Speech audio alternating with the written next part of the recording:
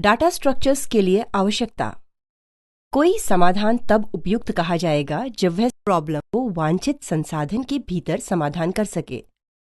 Hardware को प्रभावी रूप से उपयोग करने की आवश्यकता, इंसर्शन, डिलीशन, अपडेट, सर्चिंग जैसे ऑपरेशंस करना आसान करें। किसी प्रॉब्लम के समाधान के लिए डाटा स्ट्रक्चर का चयन करते समय आपको इन 3 चरणों का अनुपालन करना चाहिए। अपनी प्रॉब्लम के विषय में सपोर्ट करने वाले आधारभूत या बेसिक ऑपरेशन निर्धारित करने के लिए प्रॉब्लम का विश्लेषण करें।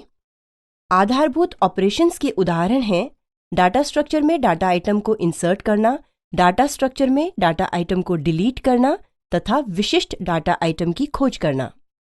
प्रत्येक ऑपरेशन के लिए मूल बाध्यता निर्धारित करना। उस डाटा स्ट्रक्चर का चयन करें जो इन जरूरतों को आसानी से पूरा कर सके। जब आपको डाटा स्ट्रक्चर का चयन करना हो तब स्वयं से पूछें, क्या सभी डाटा आइटम डाटा स्ट्रक्चर में आरंभ में इंसर्ट किए गए थे या अन्य ऑपरेशंस के बीच में इंसर्ट किए गए हैं?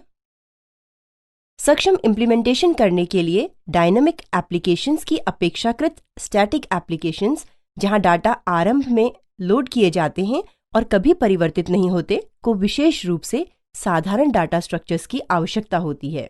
क्या डाटा आइटम डिलीट किए जा सकते हैं? यदि हाँ, तो इससे इम्प्लीमेंटेशन और अधिक जटिल होने की संभावना होती है। क्या समस्त डाटा आइटम स्पष्ट रूप से डिफाइंड ऑर्डर या परिभाषित क्रम में प्रोसेस किए गए हैं या विशिष्ट डाटा आइटम सर्च किए जा सकते हैं? रैंडम एक्सेस सर्च में सामान्यतः अधिक जटिल डाटा स्ट्रक्चर्स की आवश्यकता होती है।